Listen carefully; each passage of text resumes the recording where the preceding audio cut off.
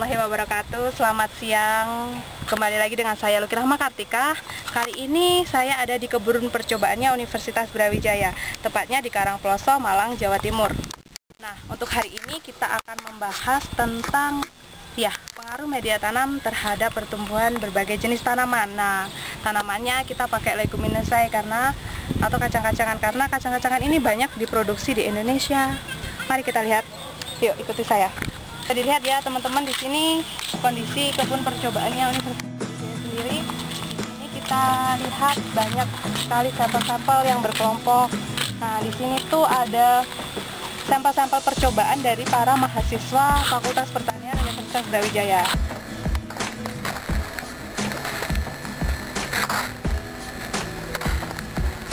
Nah, ada berbagai macam. Jadi di sini tuh untuk khusus pembibitan atau mungkin beberapa sampel percobaan untuk meneliti tanah atau meneliti benih atau produktivitas suatu tanaman bagi para mahasiswa Fakultas Pertanian. Di sini ada saluran irigasi untuk berbagai tanaman yang nantinya ditanam di kebun percobaan milik Universitas Brawijaya. Cukup kecil saluran irigasinya, tapi saluran ini tidak pernah mati, jadi irigasinya terpenuhi. Untuk di sebelah sana, samping ini adalah khusus untuk tanaman pangan atau hortikultural.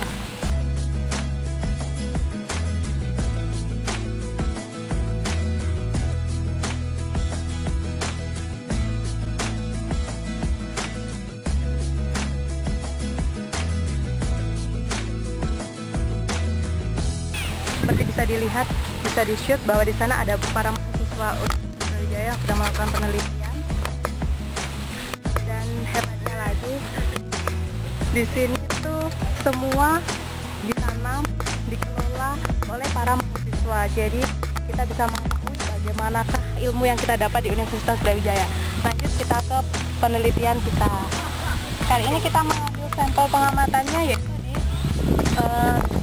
percobaan mirip kelas I, agroekoteknologi AET. Di sini disebut sebagai agroekoteknologi ya, salah satu jurusan program studi di Fakultas Pertanian Universitas Brawijaya.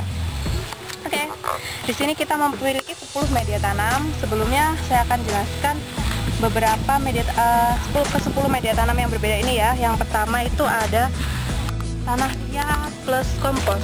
Nah, seperti ini.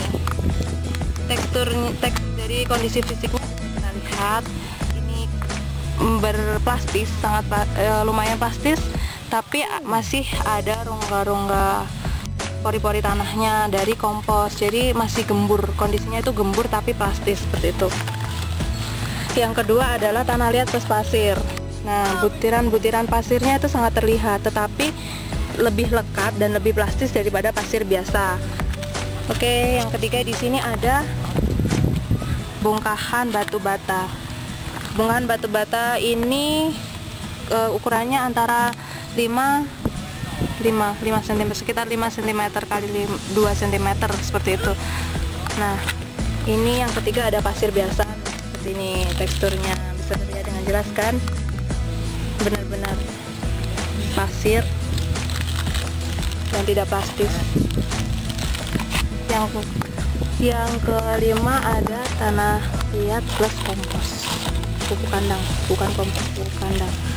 Butiran-butiran dari hasil kotoran atau pupuk kandang sendiri seperti ini, tapi kondisinya itu lumayan plastis dan lekat. Dan yang keenam kita ada pecahan kerikil. Nah, yang selanjutnya kita ada apa ini? Ini adalah serbuk gergaji ya, serbuk gergaji, hasil serbuk dari kayu gitu, seperti itu. Yang keenam ada arang sekam. Yang selanjutnya ada arang sekam seperti ini, jadi dari sekam padi diarangkan dan digunakan sebagai media tanam. Yang selanjutnya adalah kokopit. Kokopit ini diserabut dari serabut kelapa, bisa dilihat ya, serat-serat kelapanya masih begitu jelas. Dan yang terakhir itu adalah tanah liat biasa, dengan keplastisan dan kelekatan dan juga keplastisannya yang padat, menunjukkan ini benar-benar tanah liat biasa. tanah liat ini diambil di sekeliling sini. Jadi dari topsoil di daerah Karangploso sendiri di sini. Oke. Di sini kita memakai ada 6 tanaman yang berbeda. Pertama leguminosae seperti yang saya sebutkan tadi. Kenapa? Karena leguminosae ini sangat peka terhadap tangsangan seperti itu. Jadi dia itu sangat peka terhadap bagaimana media tanamnya, suhu, kelembapan dan sebagainya ya. Di sini kita yang pertama ada kacang tanah. Ada kacang tanah. Yang kedua ada kacang panjang. Yang ketiga ada strawberry bukan leguminosae, tapi sengaja digunakan juga untuk mengetahui bagaimana media tanam yang cocok untuk tanaman strawberry. Yang keempat ada kacang hijau. Yang kelima ada sansevieria. Dan yang terakhir ada ubi jalar. Kita di sini pakai ubi jalar yang warnanya merah karena dia lebih tahan terhadap kondisi lingkungan yang berbeda.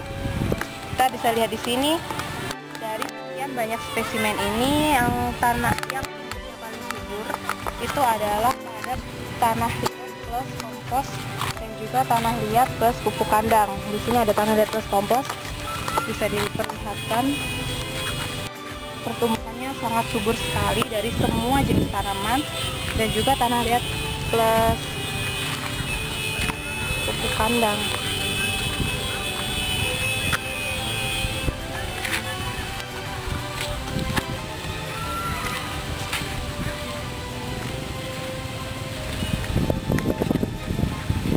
Dalam pengamatan kali ini kita sudah memperlakukan semua tanaman itu dengan perlakuan yang sama selama 3 minggu. Jadi mereka setiap hari disirami dengan kondisi air lapang dan juga dirawat atau dibersihkan, disiangi dari gulma-gulmanya. Perlakuannya sama setiap hari dan selama 3 minggu. Perbedaan jelas begitu terlihat. Kenapa? Karena kondisi media tanam itu sangat mempengaruhi pertumbuhan tanaman. Bisa kita lihat dari sini bahwa kompos dan pupuk kandanglah yang lebih bagus sebagai media tanam karena mereka mempunyai unsur hara organik yang lebih besar. Di spesimen bagian arang sekam itu sangat terlihat bahwa kondisinya hampir semuanya itu mati, kecuali pada strawberry dan juga sansevieria.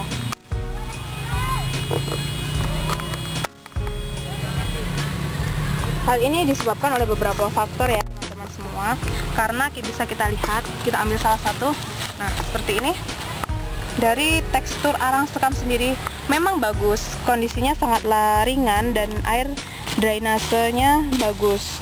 Tetapi apabila kita masuk ke dalam, walaupun sehingga akar tanaman itu susah mendapatkan nutrisi dan juga susah mendapatkan air. Nah, selain itu untuk suhu sendiri, karena warnanya arang sekam ini adalah hitam, jadi suhunya itu tinggi dan cenderung panas buat akar tanaman seperti itu. Kokopit juga lumayan, pertumbuhannya lumayan bagus. Seperti ini kacang tanah juga tumbuh walaupun ada sedikit gangguan karena mungkin kokopit kurang mengandung unsur hara seperti itu. Nah, bisa dilihat kokopit, strawberry, dan di sini kita ada kacang hijau di kokopit yang tidak tumbuh. Mungkin ini karena faktor kelembapan yang cukup tinggi karena kokopit kurang drainasenya kurang baik seperti itu. Karena kenapa? Tanah liat itu mempunyai unsur hara yang cukup dan juga banyak dibandingkan dengan kokopit, karena kokopit itu dari serabut kelapa seperti itu. Media tanam yang bagus untuk tanaman leguminosae diantaranya yaitu tanah liat plus kompos atau tanah liat plus pupuk kandang karena memiliki unsur hara mikro maupun makro yang cukup banyak dan juga bagus untuk pertumbuhan tanaman karena merupakan organik. Terima kasih.